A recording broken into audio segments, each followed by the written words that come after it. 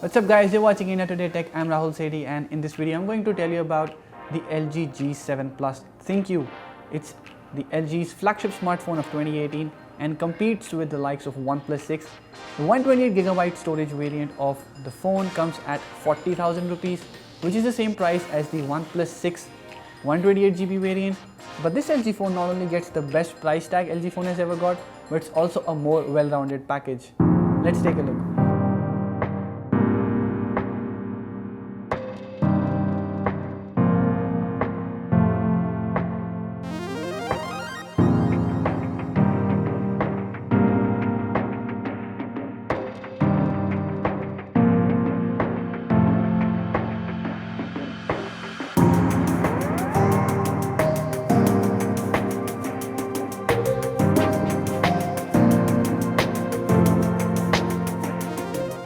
The G7 Plus gets all the design elements from the previous phone, the G6. The phone has a glass and metal design with rounded edges and curved corners. The back is also slightly rounded, and you see a dual camera setup at the top, but an obvious change is the notch display.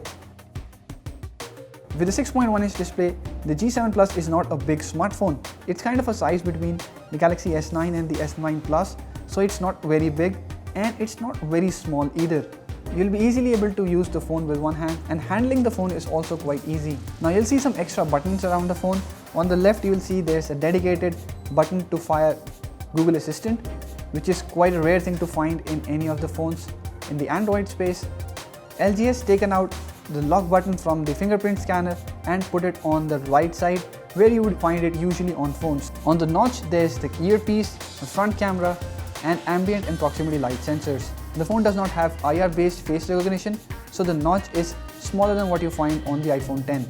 The bezels are also not as thin as you would see on the iPhone 10, but the difference is not much. Despite its glass and metal design, the phone is not slippery. The fingerprint scanner is easily reachable with one hand, and the phone is also quite light. You get Corning Gorilla Glass 5 both on the front and the back.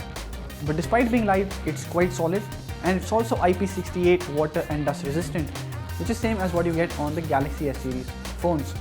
You also get an option to expand the storage on its hybrid SIM slot. At the bottom you get a headphone jack. There are two microphones for noise cancellation and better audio recording, a Type-C USB port with quick charge 4.0 support and fast charging support, and a single speaker. So apart from being smaller and lighter than the OnePlus 6, the G7 Plus is also water resistant, which is one of the major advantages it has in its price segment. Now despite having an IPS display, LG has very nicely implemented the active display on the phone. You can also schedule the always-on display to turn off automatically at night to save battery. But even otherwise, the display on LG G7 is quite amazing. First, because of its Quad HD resolution itself, the screen appears to have amazing color reproduction. While watching movies or playing games, it appears super sharp and vibrant. Next, the display is also quite bright. Indoors, even at 50% brightness levels, the screen is sufficiently bright, and when you're outdoors, there's an option to boost the brightness. So the display goes beyond the usual 100% brightness level to give you better legibility under direct sunlight. So this is an amazing combination. You get brightness levels as amazing as that of an AMOLED panel, but the color reproduction is kept very true to life. You can always reduce the resolution from the settings menu to get more battery life. Now LG calls the area around the notch a second display. LG uses it to show usual icons and time and notifications as well. As for the performance part, the G7 Plus packs the best chipset in the industry, the Snapdragon 845. LG has only launched the 6GB 128GB version in India, and the performance on the phone is quite satisfactory. Of course, if we talk about the sheer speed and the graphics rendering of the phone, you'll find that it is able to run any game we'll find on the Android Play Store.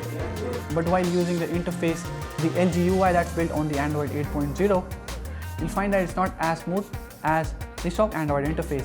Of course, the app opening speed is quite fast, and while multitasking as well, you'll be able to switch between apps quite swiftly. But during app launches, you will see there are slow animations, which is something more streamlined on the stock Android interface. Otherwise, the look and feel of the interface is quite nice. You surely get a lot of features, and there are some third-party apps, some of which you can uninstall, but most of them you cannot. But still a far more fluid interface to use than previous LG phones. By default, the phone does not have an app drawer, but you can add an app drawer from the settings menu, both by using a button for app drawer or by using a slider like we saw on the Galaxy S9. LG G7 Plus comes with Android 8.0 out of the box and not Android 8.1. Of course, the LG UI is not as fast, as clean or as streamlined as the stock Android interface you see on the OnePlus 6 or the Pixel phones, but it's quite there. It's not buggy, it's not slow, and it gets the work done. There are a lot of features that you may not want to use and you can choose to ignore them, but apart from that, it's quite a reliable interface. The phone supports both fingerprint unlock and face unlock methods. Fingerprint unlock is quite fast. It's not as fast as the Galaxy S9 for example, but works fairly well. The face unlock on the other hand struggles in bright light conditions. It works perfectly indoors and where the ambient light is not very harsh, but in our regular use, it was quite irregular to be used as a main driver. Now, if you have been using an LG phone, you would know that they're known for their audio quality. The G7 Plus also comes with a built-in DAC, so if you have a great pair of earphones, you can get amazing sound quality out of the G7 Plus. But apart from that, the speaker on the phone is also improved. LG has included a hollow space behind the speaker, which makes it quite loud and very clear. It's not a dual speaker setup, so the audio quality may not be as amazing as that of the iPhone 8. But if you compare phones that have just single speakers, the G7 Plus might come out to be the loudest. The G7 Plus is surely small, thin and light, but it also packs a small battery. It's a 3000 mAh battery doing the duty inside, which powers the phone for a very light usage throughout the day. If you use it to watch Netflix, play games or do some heavy multitasking, it would not get you through the day. But that's the case with most phones these days. You get more screen area in the same size and the battery is not able to power the screen, especially if it's a Quad HD screen. You can use fast charging on the phone. The G7 Plus comes with Quick Charge 4.0 support and ships with an over 15 watt charger. The G7 Plus also supports wireless charging, though the wireless charging pad is sold separately by LG. Now let's talk about the dual camera system on the LG G7 Plus. The G7 Plus ThinQ comes with a normal and a wide angle lens. The aperture on the primary lens is quite wide at 1.7 and it delivers amazing results in low light. The autofocus on the phone is quite tricky to play with. It needs constant tracking, and if you're moving the phone too much, the phone would hunt for focus more frequently than what we saw on the OnePlus phone. But the end results don't let you down. The G6 captures quite sharp photos. Colors are well blended, the object edges are quite sharp. In fact, the details in low light are also kept intact. If you compare to OnePlus, the photos hold their ground when you zoom in and there's very little hint of noise.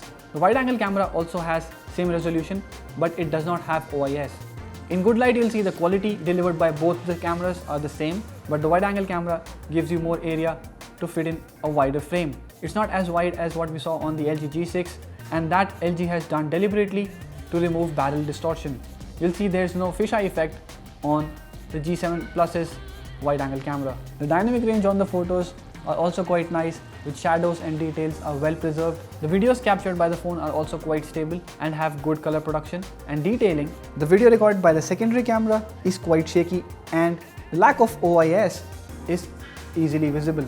The selfie camera on the phone has an 8 megapixel sensor with f1.9 aperture. It is able to capture bright selfies in low light situations, while the good light selfies obviously have good amount of details and accurate colors. Well, the G7 Plus looks like it's an underrated phone like many other LG phones in the past. But if you compare with the OnePlus 6, there are a lot of features that you get on this phone. The waterproofing, wireless charging, a Quad HD display and many other audio capabilities are something that you won't find so easily in this price bracket. Of course, if you want the stock Android experience, OnePlus 6 is the phone to go for. But if that is not the priority, the G7 Plus is definitely a great contender in this price segment. Do let us know what you think about the phone in the comment section below. Also, if you have liked this video, hit the thumbs up button and share it with your friends. Subscribe to our channel to get latest videos on technology like this. Thank you for watching.